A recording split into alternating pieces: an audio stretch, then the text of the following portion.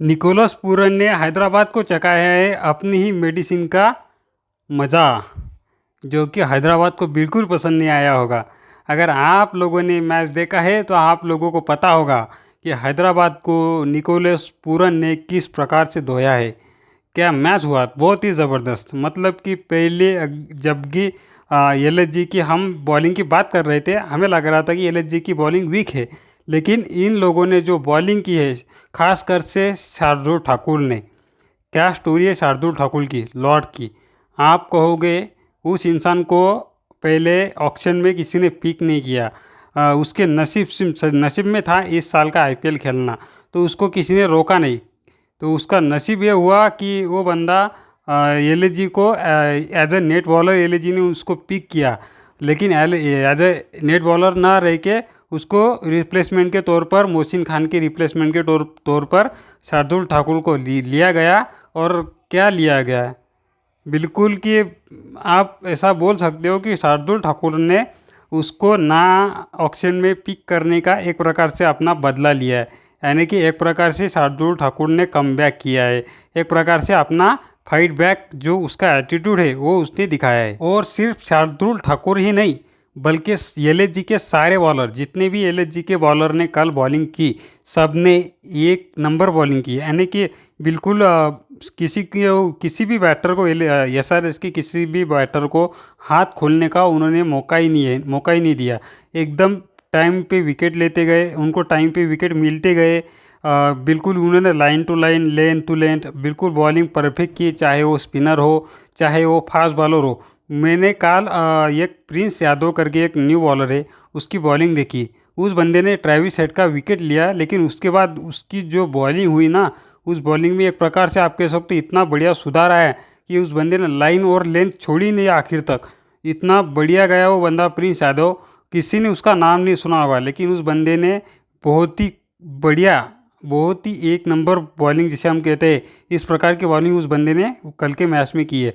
साथ में वो स्पिनर दिग्वेश राठी करके जो स्पिनर आया है एलएसजी का, उस बंदे ने भी बहुत ही खतरनाक, बहुत ही अच्छी बॉलिंग की। साथ में रवि बिश्नोई ने भी बहुत ही अच्छी बॉलिंग की। इसी के कारण था कि एसआरएच को सिर्फ 190 पे एलएसजी रोक सकी। इसका सबसे बड़ा कारण था एलएसजी के बॉलरों की बॉलिंग, जो उन्होंने बिल्कुल लाइन टू लेंथ बॉलिंग की। फील्डिंग का वो जो उनके अंदर एनर्जी थी, आप ऐसा कह सकते हो जो पिछले साल का जो एलएसजी ने एसआरएच से अपना बदला ही लिया, आप ऐसा ही कह सकते हो। जो ऐसी पिच थी जिस पिच पर 250 से ऊपर रन लगने थे, उस पिच पर एसआरएच के जैसे बैटर को उन्होंने 200 के अंडर रोका। तो आप इस बात से अंदाज़ा लगा सकते हो कि एलएसजी ने कितनी अच्छी तरीके से बॉलिंग की। और अभी मैच में डिटेल में आते हैं। सबसे पहले लखनऊ ने टॉस जीता और लखनऊ ने बोल्ड डिसीजन लिया। मैं कह सकता हूँ, मैं क्या सभी कह रहे हैं कि लखनऊ ने बहुत ही बोल्ड डिसीजन लिया एसआरएच को सबसे पहले बैटिंग करा के। क्योंकि अगर एसआरएच सबसे पहले बैटिंग करने आती है तभी एसआरएच बहुत ही ज़्यादा टफ होती है, जो कि ऐसा टोटल लगा देते हैं बोर्ड पे कि सामने वाली टीम उस टोटल को देख के ही दबाव में आ जाती है। ना कि वो चेस करने का दबाव तो बाद में रहेगा, लेकिन वो सबसे पहले उस टोटल को सुन के देख के ही उनका ये कह सकते कि उनका मोरल डाउन हो जाता है। वो सबसे पहली बात है, एसआरएच सबसे पहले मेंटली हराती है। सबसे पहले वो इतना बड़ा टोटल लगा देते हैं कि सामने वाली टीम उसे चेस करने के लिए हिम्मत ही नहीं जुटा पाती।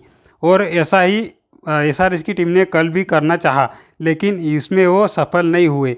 क्योंकि सबसे पहले अभिषेक शर्मा और ट्रेविस हेड आए, उन्होंने स्टार्ट देने की कोशिश की, दोनों को अच्छे खासे चौके मिले, लेकिन शॉर्ट बॉल पे अभिषेक शर्मा आउट हो गए। और उसके बाद नेक्स्ट ही बॉल पे ईशान किशन भी कॉट बिहाइंड हो गए।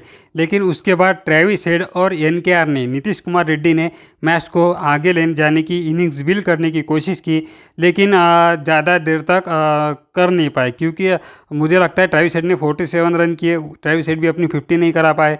लेकिन ट्रेविस हेड को भी प्रिंस यादव ने ही बोल्ड किया। उसके बाद एनकेआर भी अपनी इनिंग्स बिल्ड करने की कोशिश कर रहे थे, लेकिन 29 बॉल पे 35 रन बना के वो भी आउट हो गए। लेकिन उसके बाद सबसे बुरी तरह से आउट हुए हेनरिक क्लासन।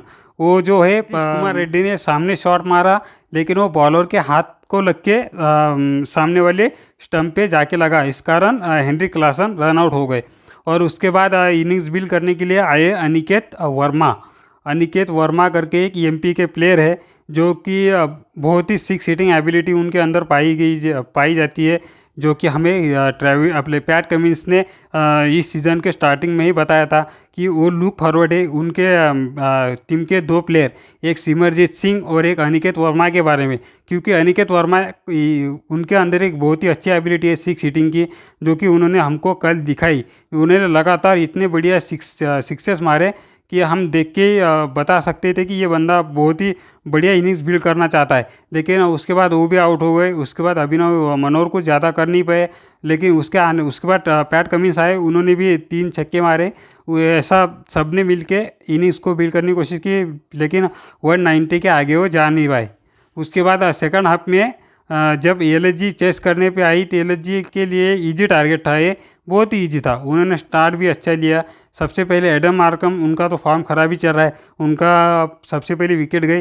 लेकिन उसके बाद जो निकोलस पूरन आए भाई क्रीज में, उन्होंने जो बैटिंग की है 70 रन की, आप कह सकते हो कि ऐसा रेस को इतना धोया है कल निकोलस पूरन ने, इतने छक्के लगाए, लंबे लंबे छक्के लगाए, बहुत ही उनको राइट टू राइट मैच कर रहे थे मिचेल मार्श। अगली वाली एंड पे ऐसा लग ही नहीं रहा था कि कोई दूसरा बंदा कोई आराम से खेल रहा है। ऐसा लगता है ना कभी कभी कि सामने वाले एंड पे एक व्यक्ति एक जो मारधाड़ कर रहा है, वो सामने वाला आराम से कर रहा है, लेकिन कल ऐसा बिल्कुल नहीं लग रहा था। और निकोलस पूरन ने कल छक्कों की बारिश करके एसआरएच को दोनों ने पहले ही जो सेकंड विकेट की पार्टनरशिप लगी थी, उसमें ही लगभग एसआरएच को मैच से बाहर कर दिया।